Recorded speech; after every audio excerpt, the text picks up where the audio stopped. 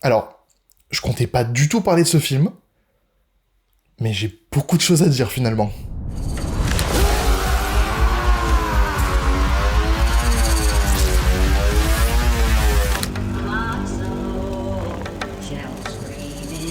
Salut tout le monde, dans cette nouvelle critique, on va parler de 28 ans plus tard, Le Temple des Morts, réalisé par Nia DaCosta et sorti le 14 janvier 2026. Peu de temps après les événements du film précédent, nous retrouvons d'un côté Spike, toujours interprété par Alfie Williams, maintenant recruté contre son gré dans la bande sectaire de Sir Jimmy Crystal, interprété par Jack O'Connell. De l'autre côté, le Dr Kelson, toujours interprété par Ralph Fiennes, noue une relation plus qu'inattendue avec l'infecté Alpha de la région. Franchement, après avoir vu 28 ans plus tard, que j'ai vraiment trouvé très mauvais, je voulais pas du tout voir les suites. Et quand j'ai lancé ce film, j'y suis vraiment allé à reculons, avec très peu d'espoir de l'apprécier. Et 2 heures plus tard, non seulement j'ai pas vu le temps passer, mais en plus de ça, j'ai passé un super moment. Franchement, je suis resté sur le cul. C'est impressionnant, les deux films n'ont absolument rien à voir en termes de qualité. C'est pas compliqué, hein, tout ce que je n'aimais pas dans le film précédent a été dégagé. Comme si, depuis le début, en fait, ils voulaient faire ce film-là, mais qu'il y avait trop à introduire sans faire un film avant. Pour commencer, sans spoiler, l'histoire est incroyablement plus intéressante. On garde les deux meilleurs personnages du film d'avant, le Dr Kelson et Spike, et leurs aventures respectives sont vraiment très cool.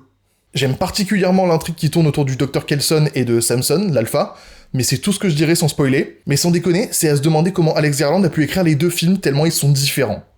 L'acting est aussi bien plus marquant dans celui-là. En premier, on a Alfie Williams, qui, comme dans le premier film, est un des meilleurs acteurs, et pourtant, son personnage est pas super bavard, mais il transmet énormément d'émotions juste dans les regards, et c'est assez impressionnant.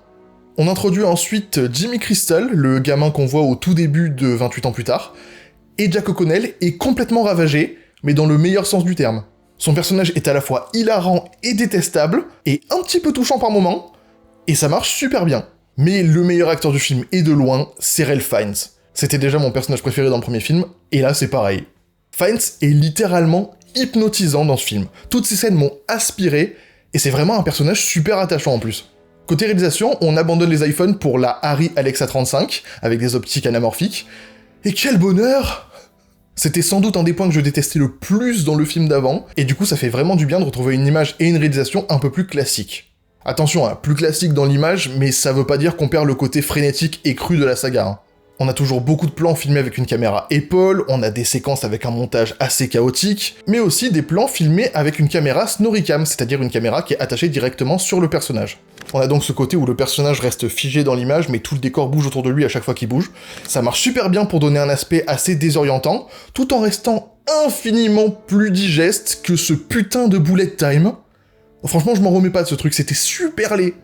Enfin, on garde aussi toutes les scènes de violence, et j'ai même envie de dire qu'elles marchent encore mieux que dans l'autre film, parce qu'il n'y a pas tous ces gimmicks artificiels pour te distraire. On est vraiment dans le moment, avec des scènes qui sont viscérales, et c'est tout ce que je demandais en fait.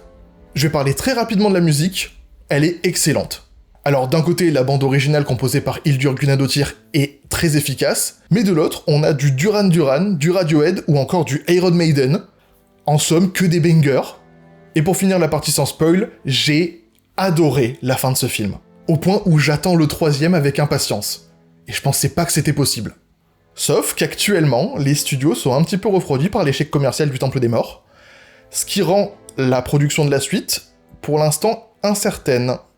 Et c'est totalement leur faute, hein. Parce que, après le premier film, qui même s'il a marché en salle, a déçu pas mal de gens, je pense que beaucoup de ces gens n'ont pas voulu aller voir la suite au cinéma. Sans compter que le film a souffert d'une promotion quasi inexistante. Et franchement, j'espère vraiment qu'on aura la conclusion de cette histoire, parce que le 3e film a le potentiel pour être le meilleur des 3.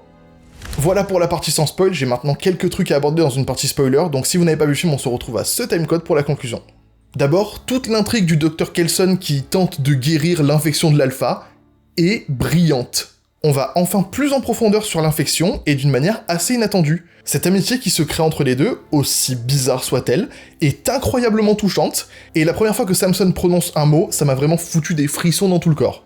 Et d'ailleurs, toute cette partie où Samson récupère ses souvenirs est brillamment réalisée, alternant et mélangeant le passé et le présent, de manière assez intelligente et assez bien foutue. On a vraiment des cuts rapides entre les endroits, des fois on met un acteur du passé dans le décor du présent, franchement c'est super cool. Et pour finir, on a enfin le retour de Cillian Murphy dans son rôle de Jim. On introduit aussi sa fille, qu'il a sûrement eu avec le personnage de Naomi Harris, qui est d'ailleurs absente dans cette suite, tout comme le personnage de Hannah, et j'espère vraiment que ce sera expliqué dans les suites, mais pour ça, il faudrait déjà qu'il y ait la suite.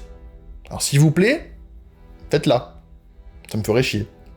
Voilà, c'est tout ce que j'avais à dire sur ce film, c'est incroyablement mieux foutu que le film précédent. Et tous ceux qui avaient des doutes et qui étaient refroidis par le film d'avant, franchement, allez-y les yeux fermés, ça n'a rien à voir. Donc, n'hésitez pas à partager, liker et commenter cette vidéo si elle vous a plu, à vous abonner à ma chaîne et à rejoindre mes réseaux sociaux, tous les liens sont dans la description, et on se retrouve mercredi prochain pour une nouvelle vidéo, c'était Rémi, à plus.